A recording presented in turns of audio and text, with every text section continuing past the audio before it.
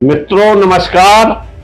मैं मुकेश उदैनिया आप सभी का सीधे बोल में स्वागत करता हूं और आपके सामने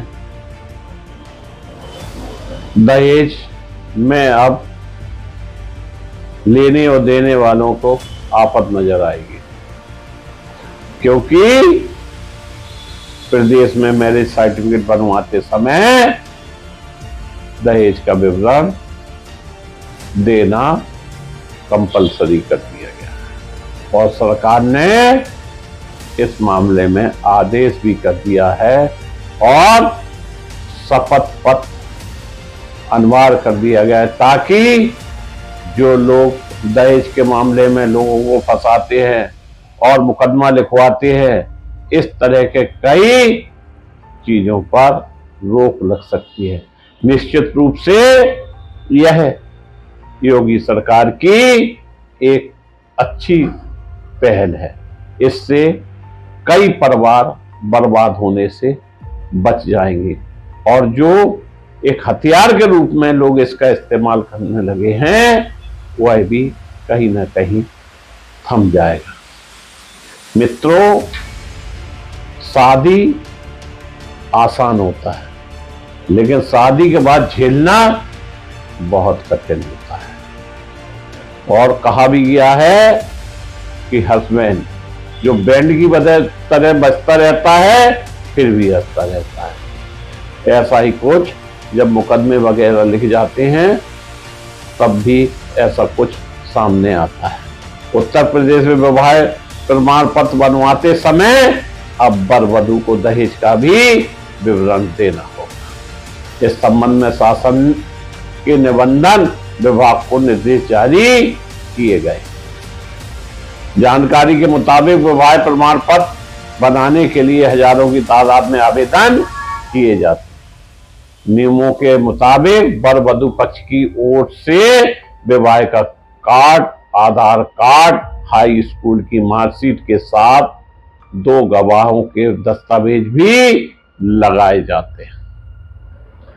नोटिस भी लगा दिया गया है। इस शपथ पत्र में शादी के लिए दिए गए दहेज का ब्यौरा देना होगा।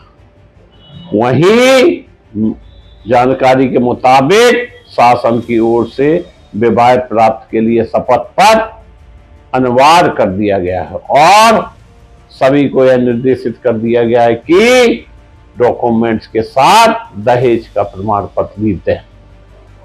शादी को कई साल बीत गए तो क्या रजिस्ट्रेशन होगा, यह एक बड़ा सवाल है। सामान्य तौर पर दाम्पत्य को शादी के 30 दिन के भीतर मैरिज रजिस्ट्रेशन के लिए आवेदन करना होता है।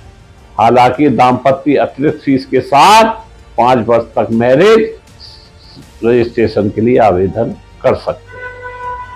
लेकिन अगर शादी को 5 वर्ष से अधिक का समय बीत चुका है तो मैरिज रजिस्ट्रेशन की छूट संबंधित जिला रजिस्ट्रार ही दे सकता है। हम आपको यह भी बता दें कि शादी का सर्टिफिकेट कहां कहां काम आता है। शादी के बाद अगर आप ज्वाइंट बैंक अकाउंट खुलवाना चाहे तो मैरिज सर्टिफिकेट लगाना होगा। पासपोर्ट के लिए अप्लाई करते समय भी शादी के प्रमाण पत्र की जरूरत पड़ेगी। अगर आप शादी के बाद बीमा कराना चाहते हैं तो अपना मैरिज सर्टिफिकेट लगवाना जरूरी होगा। अगर दाम्पत्य ट्रैवलर वीजा या किसी देश में स्थायी निवास के लिए आवेदन करता है तो मैरिज सर्टिफिकेट लगाना होगा। अगर महिला शादी के बाद सरनेम नहीं बदलना चाहती है तो ऐसे में मैरिज सर्टिफिकेट के बगैर सरकारी सुविधाओं का लाभ नहीं मिलेगा। शादी के बाद किसी नेशनल बैंक से लोन लेने के लिए शादी का सर्टिफिकेट लगाना मस्ट होगा।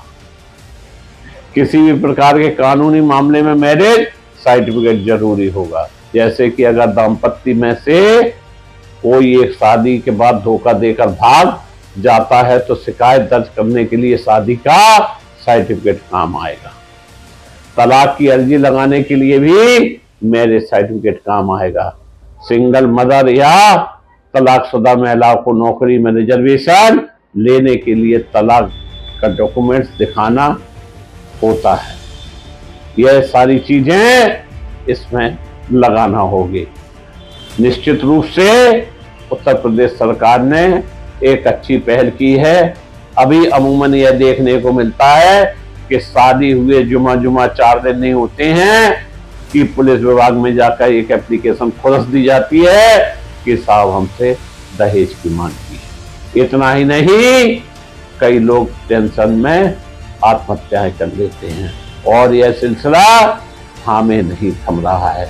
अगर सर्टिफिकेट और दहेज का शपथ पत्र लगने लगेगा तो दहेज देने वाला या लेने वाला फिर मुकर नहीं सकता है और जो गाथाएं बनाई जाती हैं उस पर पूर्ण नाम लग जाएगा। मैं मुकेश उदैनिया पुनः आपको नमस्कार करके अपनी बात चंद शब्दों में समाप्त कर रहा हूं।